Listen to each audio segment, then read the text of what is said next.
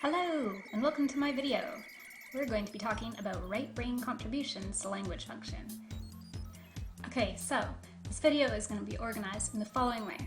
First, we're going to look at lateralization of the brain as it pertains to language, and tackle a couple of false dichotomies and previous theories about the brain lateralization. Then, once we're situated, we'll look at a few areas of communication where the right hemisphere really excels. These include prosodic, semantic, and pragmatic discursive functions, as well as a couple of functions that don't fit in those categories. If you're not completely sure about the meanings of the words I just threw out there, you might not get the full benefit of this video. If that's the case, that's totally cool, just please feel free to ask me any questions that you might have. The way we've looked at lateralization for language function has changed as we learn more about the brain. It used to be thought that the left hemisphere is the verbal brain, while the right is nonverbal. This is partly due to the seminal discoveries of Paul Broca and Carl Wernicke, whose discoveries of two areas in the left hemisphere, to which each gave his name, really kicked off the idea of functional localization. Broca's area in the posterior inferior gyrus of the left frontal lobe has been referred to as the production area. Wernicke's area in the posterior superior gyrus of the left temporal lobe has been called the perception area. While these areas are involved in those functions, it's now understood that the traditional view is quite oversimplified. Then we considered the left hemisphere as the analytical, logical, and calculative brain, and the right as the more creative, holistic, and imaginative brain. While this is perhaps a bit more accurate, it's still grossly oversimplified. And where would language fit in this dichotomy? Historically, it's been put in the analytical, logical side, but language is certainly one of the most creative processes engaged in by humans. From what we've learned so far, it seems that there are a lot of functions which are shared between the hemispheres, and a lot of functions for which each hemisphere is specialized. The best way to identify what a brain structure does is to see what happens when it's damaged. There are a couple difficulties when it comes to localizing language function in the right hemisphere. First, the method of animal models, a staple of neurological localization studies, is impossible in this case since humans are the only animals who use language as we know it. Second, symptoms of right hemisphere damage are more subtle than those inflicted by left hemisphere damage. To see what happens to language when the right brain is damaged, we're going to posit a fictional character, Agnes, who suffered a traumatic injury to her head and was left with a damaged right hemisphere. She will be shown with her identical twin sister, Edith, to show the contrast in language abilities caused by her damage. In reality, a person with such an injury probably wouldn't show with all of the symptoms, but for simplicity, Agnes is unlucky and she does. Prosody is the use of tone and intonation. It's what keeps us from sounding like speaking spells.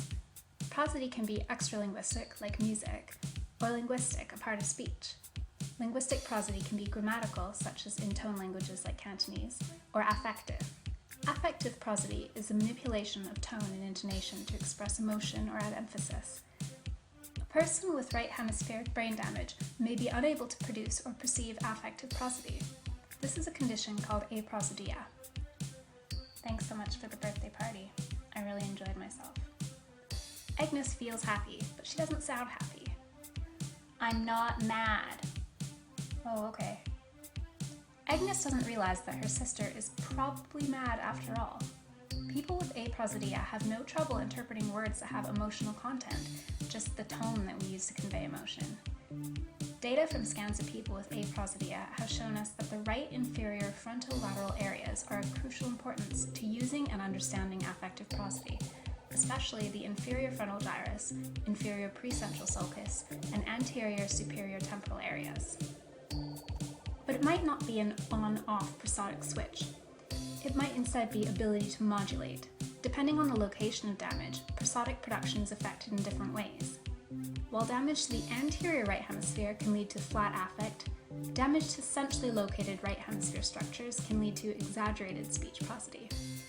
Current theory posits that we may have a lexicon, a sort of mental dictionary, in the left hemisphere. It's been posited that perhaps there's a parallel system in the right hemisphere which holds prosodic information, a nonverbal affect lexicon. We like to think that we say what we mean, but speech is full of non-literal phrases. Imagine if it were actually raining cats and dogs, or if a little birdie actually told you about your friend's birthday, or you actually had the weight of the world on your shoulders. Every day we produce and understand metaphors, idioms, and jokes, which all convey messages which are different from their literal meanings. The reason we understand these phrases is because we access the alternative meanings and choose them over the literal ones.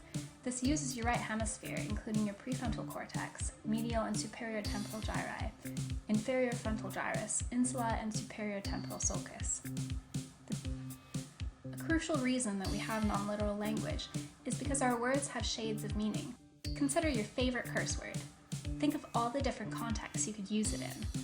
All the different sentences you use it in, how it means different things if you say it with a smile or a grimace, how it means different things if your favorite comedian says it or if your little sister says it. All those shades of meaning are all contained somewhere in your brain. The ability to choose from all those options lies in your right hemisphere. To use context is to make an inference, which activates your right temporal parietal junction. Pragmatic and discursive functions are what allow us to have conversations. When we talk with other people, we are walking within carefully delineated social boundaries, constantly evaluating the words that are said and unsaid, the gestures and facial expressions, and formulating our own, all at a level slightly below the surface of our awareness. These things are made possible by the holistic, integrative nature of the right hemisphere. We are guided in discourse by interpreting cues provided by our conversational partner. A crucial aspect of cue taking is a quality we have called theory of mind, which allows us to view things from another's perspective. This ability to put ourselves in another's shoes might be localized around the right supramarginal gyrus. Another important part of conversational competence is the ability to maintain the topic of conversation and to fluidly move from one topic to another as the conversation moves along. This skill might be localized around the right inferior frontal and superior temporal gyri. A person with damage to these areas might fixate on a particular topic and be unable to follow along as their conversational partner tries to move to another. A final crucial aspect of discourse is the ability to put together parts to make a whole. This conversational component, cohesion, is affected when the right hemisphere is damaged.